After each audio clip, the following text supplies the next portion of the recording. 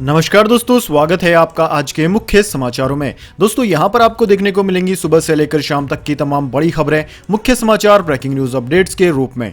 तो दोस्तों आप सभी लोगों से रिक्वेस्ट है इस वीडियो को ज्यादा से ज्यादा लाइक और शेयर करें। तो दोस्तों सीधे चलते हैं आज की पहली बड़ी खबर की ओर।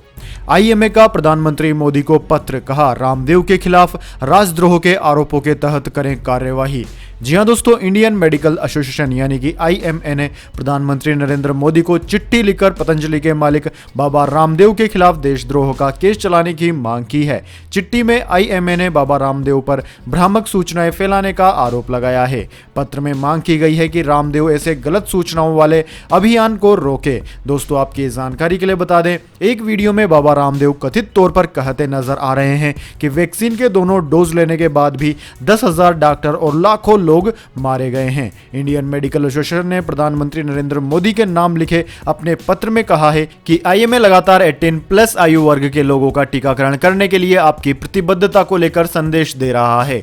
भारत सरकार और मॉडर्न मेडिकल हेल्थ केयर पेशेवरों के चलते आज भारत में करीब 20 करोड़ लोगों का टीकाकरण किया जा चुका है, जो कि दुनिया का सबसे तेज टीकाकरण है। हम भारत में ही वैक्सीन बनाने और अन्य देशों के टीके को भारत में इस्तेमाल करने की इजाजत देने की पहल के लिए भी आपके शुक्रगुजार हैं। आईएमए ने लिखा है कि यह राहत की बात है कि जिन लोगों ने वैक्सीन की दोनों खुराकें ले ली है उनमें से सिर्फ 0.06% ही लोगों में कोरोना वायरस के चलते हल्का संक्रमण देखने को मिला है और बहुत ही कम लोग हैं जो कि फेफड़ों में गंभीर संक्रमण के कारण जान गंवाए हैं। दोस्तों पत्र में आगे लिखा गया है कि यह बात बखूबी साबित हो चुकी है कि वैक्सीन से हमारे लोगों की जान बच सकती है और देश में गंभीर संक्रमण के मामलों में कमी आ सकती है।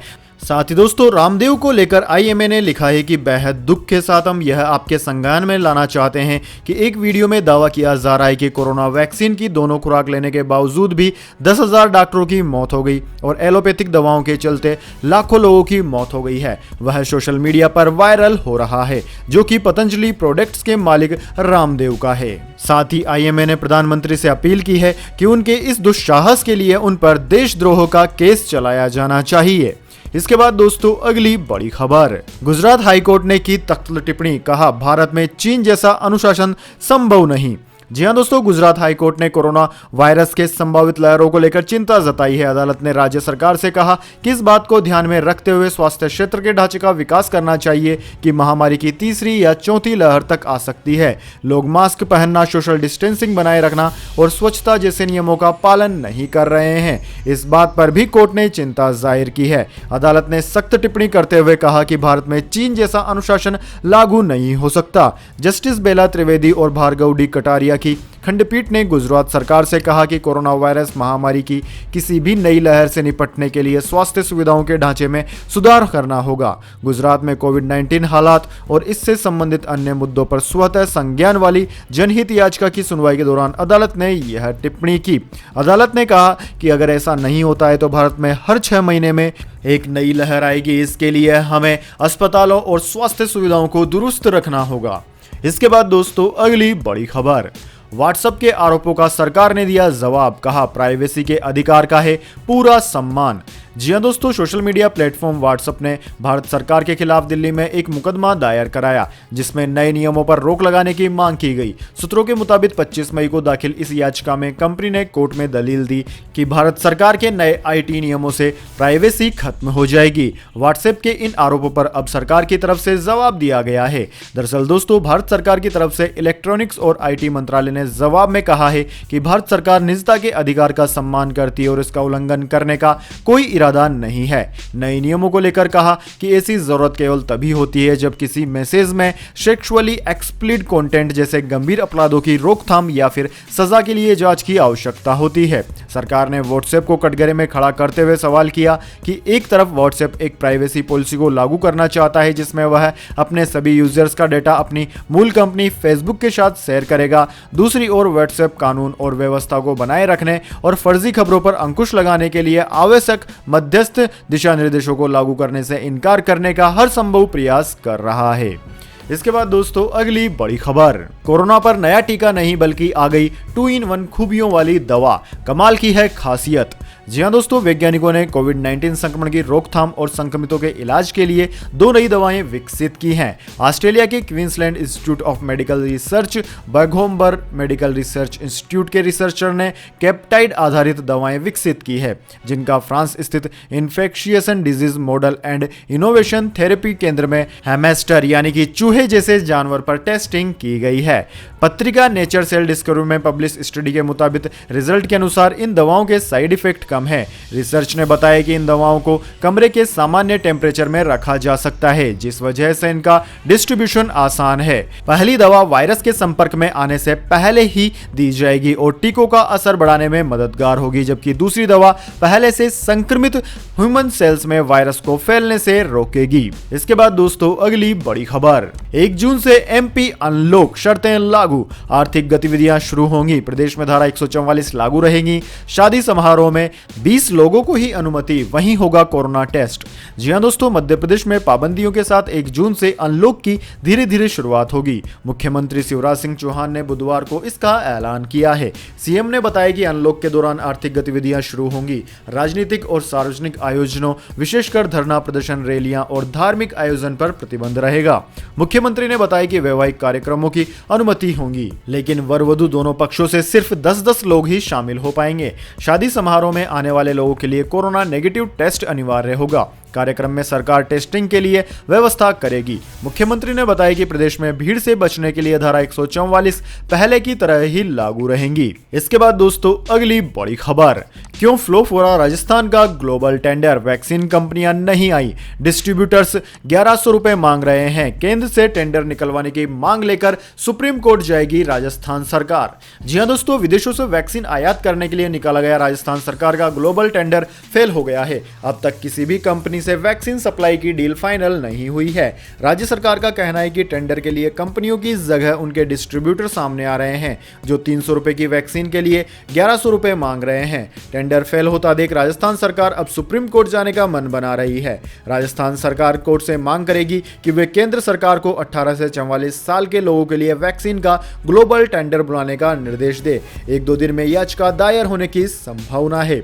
दोस्तों आपकी जानकारी के लिए बता दें, राजस्थान सरकार ने जो ग्लोबल टेंडर निकाला था उसमें सीधी कंपनियों के आने की जगह स्पुतनिक, थ्रेरा, एस्ट्राजेनेका, कोविशील्ड के डिस्ट्रीब्यूटर्स आए हैं। विदेशी कंपनियों के डिस्ट्रीब्यूटर्स 900 से 1100 रुपए प्रति डोज की रेट बता रहे हैं। एस्ट्राजेनेका के डिस्ट्रीब्यूटर्स की रेट भी 500 से ज्यादा आ रही है, जबकि भारत में सीरम इंस्टीट्यूट इसका उत्पादन कर रही है। सीरम इंस्टीट्यूट 150 रुपए में भारत सरकार को और 300 रुपए में राजस्थान सरकार को वैक्सीन दे रही है। ग्लोबल टेंडर में राज्य सरकार इतनी ऊंची दरों पर वैक्सीन लेने को तैयार नहीं है, इसलिए यह टेंडर फेल हुआ। इसके बाद दोस्तों अगली बड़ी खबर, ओडिशा बंगाल के रिहायशी इलाकों में भरा समुद्र का पानी, ईस्ट मिनादपुर में एक शख्स की मौत, सामने आया चक्रवाती तूफान यास का कहर। जी हां दोस्तों, चक्रवाती तूफान यास के कारण नदियों में जलस्तर बढ़ने से पश्चिम बंगाल के तटीय जिलों पूर्व मेदिनीपुर और दक्षिण 24 परगना के कई इलाकों में बुधवार को पानी भर गया तथा नारियल के पेड़ों के शिखरों को छूती समुद्र की लहरें और बाढ़ के पानी में बहती कारें दिखाई दी। चक्रवात के कारण समुद्र में 2 मीटर से अधिक ऊंची लहरें उठी और पूर्व मेदिनीपुर में दीर्घा एवं मंदारमणि और 24 परगना दक्षिण में फेजरगंज और गोसाबा चक्रवात से प्रभावित हुए हैं। चक्रवात यास ओडिशा में धामरा बंदरगाह के निकट बुधवार सुबह पहुंचा। इस दौरान 130 से 140 किलोमीटर प्रति घंटे की रफ्तार से हवाएं चली। चक्रवर्ती तूफान यास के बुधवार सुबह करीब 9 बजे तट पर टकराने के साथ ही उत्तरी ओडिशा और पड़ोसी पश्चिम बंगाल में भीषण चक्रवाती तूफान ने अपना प्रभाव दिखाना शुरू कर दिया था, जहां इस दौरान 130 से 140 किलोमीटर प्रति घंटे की रफ्तार से हवाएं चली। ओडिशा के विशेष राहत आयुक्त पीके जैन ने बताया कि शाम तक हवा की गति धीमी हो गई और आधी रात तक चक्रवात ओडिशा से झारखंड की ओर रवाना हो गया। इसके बाद दोस्तों अगली बड़ी खबर, मध्य प्रदेश में सामने आया पीपीई किट डिस्पोजल घोटाला। जिस बायो वेस्ट प्लांट को पीपीई किट को नष्ट करने का जिम्मा दिया, वह इन्हें गर्म पानी में धोकर सतना, भोपाल के खुले बाजारों में बेच रहा। जी हां दोस्तों, मध्य प्रदेश के सतना जिले में आपदा को अवसर में बदलने का डरावना और शर्मनाक वीडियो वायरल हुआ है। यहां बडखेड़ा बायो वेस्ट डिस्पोजल प्लांट में सिंगल यूज पीपीई किट को गर्म पानी में धोकर बंडल बनाए जा रहे हैं। इसके बाद कबाड़ियों के माध्यम से सतना और भोपाल के खुले बाजार में दोबारा पीपीई किट के तौर पर बेचा जा रहा है। इस मामले में कमिश्नर ने जांच के आदेश दिए हैं। शासन की गाइडलाइन के मुताबिक पीपीई किट, ग्लव्स और मास्क को वैज्ञानिक तरीके से नष्ट करने के लिए बडखेड़ा में Indo water bio waste disposal plant में भेजा जाता है, लेकिन प्लांट में ऐसा नहीं किया जा रहा। यहां कर्मचारी प्लांट प्रबंधन के इशारे पर पीपीई किट को गर्म पानी से धोकर बकायदा अलग बंडल बनाकर रख देते हैं। इसके बाद गोपनीय तरीके से इसे बेचा जा रहा है। मंगलवार देर रात 11 से 12 बजे के बीच सोशल मीडिया पर एक वीडियो वायरल हुआ। पड़ताल में पता चला कि बडखेड़ा गांव के एक स्थानीय युवक ने चोरी छिपे बायो वेस्ट डिस्पोजल प्लांट के अंदर चल रही करतूत का वीडियो मोबाइल फोन में कैद कर वायरल कर दिया। वीडियो में स्पष्ट दिखाई दे रहा है कि पीपीई किट और ग्लव्स को एक टब में गर्म पानी में डालने के बाद धोकर सुखाया जाता है। इसके बाद प्लांट के अंदर काम कर रहे मजदूर बंडल तैयार करते हैं। इसके बाद यह हूबहू नए बंडल की तरह ही दिखने लगता है। वीडियो वायरल होने के बाद अब जिला प्रशासन कार्यवाही करने का आश्वासन दे रहा है। इसके बाद दोस्तों जान लेते हैं क्या है पूरी दुनिया और भारत में इस वक्त तक इस महामारी के संक्रमितों का आंकड़ा। सबसे पहले दोस्तों बात करते हैं पूरी दुनिया की। अगर दोस्तों पूरी दुनिया की बात करें तो पूरी दुनिया में इस वक्त तक इस महामारी के संक्रमितों का आंकड़ा 16 करोड़ लगभग 80 लाख के करीब पहुंच गया है। वहीं दोस्तों इस महामारी से मरने वालों की संख्या 34,88,000 को पार कर गई है। वहीं दोस्तों इस महामारी से सर्वाधिक प्रभावित देशों की बात की जाए तो उनमें America, India, Brazil, France, Turkey, Russia, United kingdom, Italy, Germany, Spain आदि देशों का नाम आता है। अब दोस्तों इसके बाद में बात कर लेते हैं क्या है भारत के हालात, लेकिन उससे पहले मेरी आपसे एक छोटी सी रिक्वेस्ट है। अगर दोस्तों आपको अभी तक हमारी न्यूज पसंद आई है तो इसे एक छोटा सा लाइक जरूर दे दें, और अगर आपको पसंद नहीं आई है तो बेशक आप डिसलाइक भी कर सकते हैं, लेकिन दोस्तों लाइक और डिसलाइक जरूर कीजिए, क्योंकि दोस्तों यही हमारी मेहनत का फल होता है और इसी से हमें पता चलता है कि आपको हमारी वीडियो पसंद आई है या नहीं। तो दोस्तों जल्दी से जान लेते हैं क्या है भारत के हालात। दोस्तों भारत में इस वक्त तक इस महामारी के संक्रमितों का आंकड़ा 2,71,57,000 को पार कर गया है, जबकि दोस्तों मरने वालों की संख्या 3,11,000 के पार है। भारत में सर्वाधिक प्रभावित राज्यों की बात की जाए तो उनमें महाराष्ट्र, कर्नाटक, केरला, तमिलनाडु, उत्तर प्रदेश, आंध्र प्रदेश, दिल्ली, वेस्ट बंगाल, छत्तीसगढ़, राजस्थान, गुजरात, मध्य प्रदेश, हरियाणा आदि प्रमुख हैं। इन तमाम राज्यों में इस महामारी के सर्वाधिक मरीज सामने आए हैं। इसके बाद दोस्तों अगली बड़ी खबर, अब नए इजरायली हैरान ड्रोन करेंगे एलएसी पर निगरानी, जल्द तैनाती करेगा भारत। जी हां दोस्तों, भारतीय सेना को चीन से लगने वाली सीमा पर निगरानी रखने में विशेष मदद मिलने वाली है। दरअसल जल्द ही इजरायल के हैरान ड्रोन भारत को मिल जाएंगे। इस ड्रोन के जरिए सेनाएं वास्तविक नियंत्रण रेखा यानी कि एलएसी और लद्दाख में और पैनी निगरानी कर पाएंगी। कोरोना महामारी की वजह से ड्रोन की डिलीवरी में देरी हुई। सरकार के सूत्रों के मुताबिक सेना को 4 ड्रोन मिलेंगे। सूत्रों का कहना है कि अब जो ड्रोन मिलने वाले हैं वो पुराने वर्जन से एडवांस हैं। इनकी एंटी जैमिंग क्षमता पहले से काफी बेहतर हुई है। इन नए ड्रोन्स की खरीदारी इमरजेंसी फंड के जरिए की गई है। केंद्र सरकार ने चीन से जारी विवाद के बीच 500 करोड़ रुपए का इमरजेंसी फंड जारी किया था। सूत्रों का यह भी कहना है कि कुछ अन्य छोटे ड्रोन भी अमेरिका से खरीदे जा रहे हैं। ये ड्रोन बटालियन लेवल पर मुहैया करवाए जाएंगे। हाथों से ऑपरेट किए जा सकने वाले इन ड्रोन्स का इस्तेमाल किसी आशंकित जगह की जानकारी जुटाने में किया जा सकेगा। इसके बाद दोस्तों अगली बड़ी खबर, बड़ा फैसला, नेशनल हाईवेज के टोल नाकों पर अब 10 सेकंड से ज्यादा नहीं करना पड़ेगा इंतजार। जी हां दोस्तों, देश में लंबी दूरी की यात्रा करने के दौरान लोगों को अक्सर यह शिकायतें होती है कि उन्हें टोल नाकों पर लंबा इंतजार करना पड़ता है। अब national highway authority of India यानी कि NHAI ने कहा है कि राष्ट्रीय राजमार्गों के टोल नाकों पर अब वाहनों को 10 सेकंड से ज्यादा इंतजार नहीं करना पड़ेगा। इसके लिए अथॉरिटी ने दिशा निर्देश जारी किए हैं। अथॉरिटी की तरफ से कहा गया है कि पीक आवर में भी टोल प्लाजा पर वाहनों को 10 सेकंड से ज्यादा इंतजार नहीं करना पड़ेगा। टोल प्लाजा में 100 मीटर से ज्यादा की वाहनों की कतार नहीं लगेगी। किसी कारण से अगर टोल प्लाजा पर 100 मीटर से ज्यादा लंबी कतार है तो वाहनों को अनुमति दी जाएगी कि वे बिना टोल टैक्स का भुगतान किए टोल प्लाजा पास करें। अब नए नियमों के मुताबिक हर टोल प्लाजा पर 100 मीटर की दूरी को दर्शाने के लिए एक पीली रेखा खींची जाएगी। ऐसा देश के हर टोल नाके पर किया जाएगा। माना जा रहा है कि अथॉरिटी के इस फैसले से लोगों को टोल नाकों पर लंबे इंतजार से मुक्ति मिलेगी। इसके बाद दोस्तों अगली बड़ी खबर, मिल्खा सिंह आईसीयू से बाहर आए, हालत स्थिर, लेकिन अब पत्नी भी अस्पताल में हुई भर्ती। जी हां दोस्तों, महान भारतीय धावक मिल्खा सिंह कृत्रिम ऑक्सीजन पर हैं, लेकिन उनकी हालत स्थिर है और बुधवार को उन्हें अस्पताल के आईसीयू से बाहर निकाला गया, जहां उनका कोविड निमोनिया का उपचार चल रहा था। आईसीयू से बाहर निकाले जाने के बाद से हालात में उनके सुधार के संकेत हैं। मिल्खा सिंह की 82 वर्षीय पत्नी और भारतीय वॉलीबॉल टीम की पूर्व कप्तान निर्मल कौर को कोविड निमोनिया के चलते पॉजिटिव पाए जाने के बाद बुधवार को माहौली के उसी अस्पताल में भर्ती कराया गया जहां उनके पति का इलाज चल रहा है। दोस्तों, माहौली के फोर्टिस अस्पताल ने अपडेट में कहा है कि मिल्खा सिंह कृत्रिम ऑक्सीजन पर हैं, लेकिन उनकी हालत स्थिर है। हालांकि वह कमजोर हैं और हम उन्हें मनाने का प्रयास कर रहे हैं कि वह अपने खाने की मात्रा में इजाफा करें। अस्पताल ने कहा है कि आज हम उन्हें आईसीयू से निकालकर कमरे में लाए, जहां उन्हें उनकी पत्नी निर्मल मिल्खा सिंह के साथ रखा गया है, जिन्हें कोविड निमोनिया के कारण आज अस्पताल में भर्ती कराया गया था।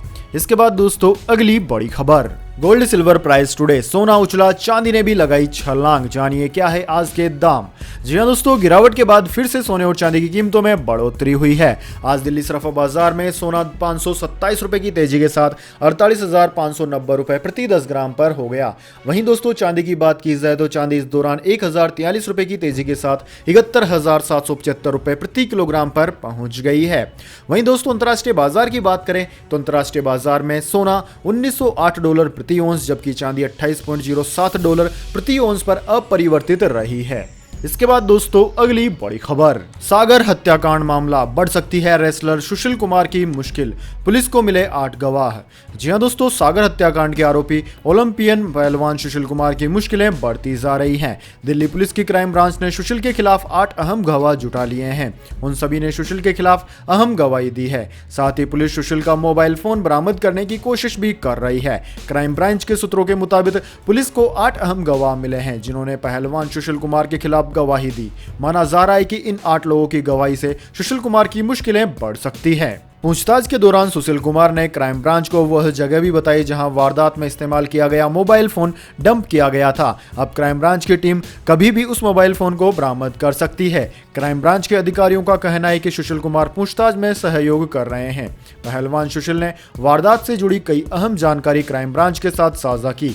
कत्ल की इस वारदात में सुशील के साथ गिरफ्तार किए गए बाकी 4 अन्य आरोपियों को भी बुधवार को कोर्ट के जरिए रिमांड पर ले लिया गया। अब क्राइम ब्रांच उन सभी से पूछताछ कर रही है। दोस्तों, बताया जा रहा है कि इतनी कामयाबी और शोहरत हासिल करने के बावजूद सुशील कुमार खुद को गैंग और अपराधियों से अलग नहीं रख सके, जिसका नतीजा सागर धनक्कड़ मर्डर केस के तौर पर सामने आया है।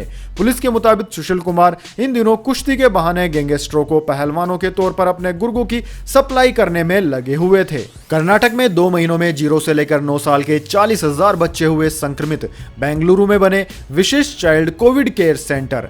जी हां दोस्तों, कर्नाटक में बच्चों के बीच कोरोना केस लगातार बढ़ रहे हैं। भले ही एक्सपर्ट्स ने थर्ड वेव में बच्चों पर ज्यादा खतरा बताया है, लेकिन सेकेंड वेव में भी ये आंकड़े डराने वाले हैं। कर्नाटक में केवल 2 महीनों के भीतर 0 से लेकर 9 साल के करीब 40,000 बच्चे संक्रमित हुए हैं। वहीं 10 से 19 साल के संक्रमित बच्चों की संख्या 1 लाख को पार कर गई है। इनकी संख्या करीब 1,05,044 है। ये आंकड़े 18 मार्च से 18 मई के बीच के हैं, जो यह बताने के लिए काफी हैं कि किस तरह कोविड अब बच्चों पर खतरा बन चुका है। पॉजिटिविटी इजाफा 0 से 9 वर्ष के बच्चों में 143% और 10 से 19 साल के बच्चों में 160% हुआ है। इसकी खास वजह बड़ों में फैल रहे कोविड के बाद बच्चों को इससे दूर न रख माना जा रहा है। बच्चों को तुरंत ही आइसोलेट करने की जरूरत है, लेकिन ऐसा दिखाई नहीं दे रहा है। ना सरकार इस पर कोई ठोस प्लान बनाती दिख रही है। इसी बीच कुछ एनजीओ और प्राइवेट इंस्टीट्यूट सामने आए हैं, जो बेंगलुरु में पहली बार बच्चों के लिए एक्सक्लूसिव कोविड केयर सेंटर और आइसोलेशन सेंटर बनाए जाने पर विचार कर रहे हैं। वैसे दोस्तों, आपको क्या लगता है, सरकार को दूसरी वेव से सबक लेकर स्वास्थ्य क्षेत्र में सोचना चाहिए या नहीं? कमेंट बॉक्स में अपनी राय जरूर दें। और दोस्तों, यह भी बताएं कि अगली बार जब आप वोट देंगे तो आप रोजगार, शिक्षा, स्वास्थ्य के मुद्दे पर वोट देंगे या फिर किसी अन्य मुद्दे पर? कमेंट बॉक्स में अपनी राय जरूर दें। तो दोस्तों, यह थी आज की तमाम बड़ी खबरें। इसके बाद दोस्तों, बारी आती है आज के माइंड क्विज क्वेश्चन की। जी हां दोस्तों, एक आसान से सवाल का जवाब देकर आप जीत सकते हैं एक अमेजिंग सरप्राइज गिफ्ट हमारे यूट्यूब चैनल की ओर से। तो दोस्तों, आज का सवाल आपकी स्क्रीन पर आ चुका है। रेगिस्तान का जहाज कौन से जानवर को कहा जाता है? जी हां दोस्तों, अगर आप जानते हैं उस जानवर का नाम जिसको कि रेगिस्तान के जहाज के नाम से जाना जाता है, तो जल्दी से कमेंट बॉक्स में लिख दीजिए। अगर दोस्तों आपका जवाब होता है एकदम सही और आप चले जाते हैं लकी विजेता के रूप में, तो आपको मिल सकता है एक अमेजिंग सरप्राइज गिफ्ट हमारे यूट्यूब चैनल की ओर से। तो दोस्तों, जल्दी से अपना उत्तर कमेंट बॉक्स में लिख दीजिए, वीडियो को लाइक कर लीजिए और चैनल को सब्सक्राइब करके बेल आइकन भी दबा लीजिए। धन्यवाद। वंदे मातरम। जय हिंद, जय भारत।